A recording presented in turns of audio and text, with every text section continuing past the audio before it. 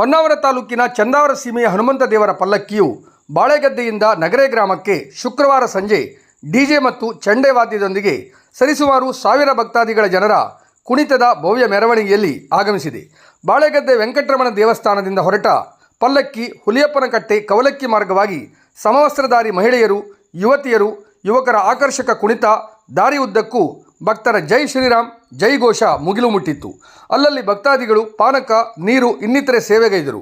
ಒಟ್ಟಿಗೆ ಸೇರಿ ಸಾಗಿ ಹೋಗುವ ಸರತಿ ಸಾಲಿನ ಮೆರವಣಿಗೆಯಲ್ಲಿ ಹನುಮಂತನ ಪಲ್ಲಕ್ಕಿ ಸಾಗಿ ಹೋಗುತ್ತಿರುವುದನ್ನು ಭಕ್ತರು ಕಣ್ತುಂಬಿಕೊಂಡರು.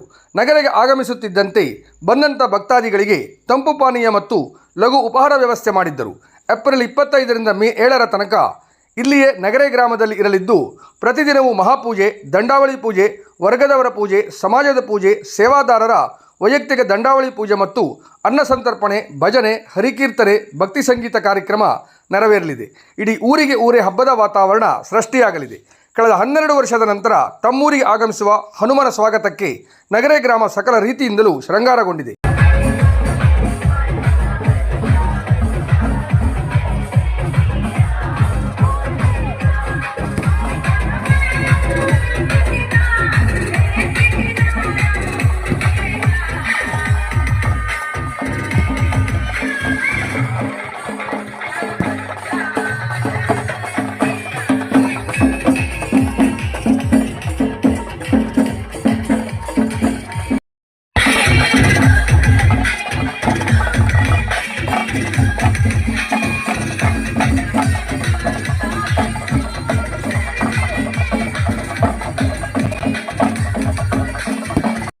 ತಿಂಗಳ ಹಿಂದೆ ಸಮಿತಿ ರಚಿಸಿ ಸಕಲ ಸಿದ್ಧತೆ ಮಾಡಿಕೊಳ್ಳಲಾಗಿದೆ.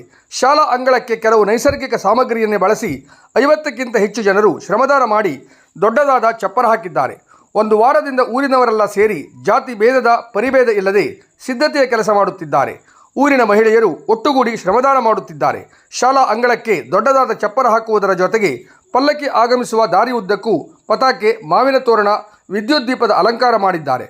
10 ದಿನಗಳ ಕಾಲ ತಂಗುವ ಹನುಮನಿಗೆ ನಿತ್ಯವೂ ದಂಡಾವಳಿ ಪೂಜೆ, ಅನ್ನದಾನ, ವಿವಿಧ ಮನರಂಜನಾ ಕಾರ್ಯಕ್ರಮ ನಡೆಯಲಿದೆ. ಒಟ್ಟಾರೆ ಚಂದಾವರ ಹನುಮನ ಆಗಮನಕ್ಕೆ ಊರಿಗೆ ಊರೇ ಸಂಭ್ರಮಿಸುತ್ತಿದೆ.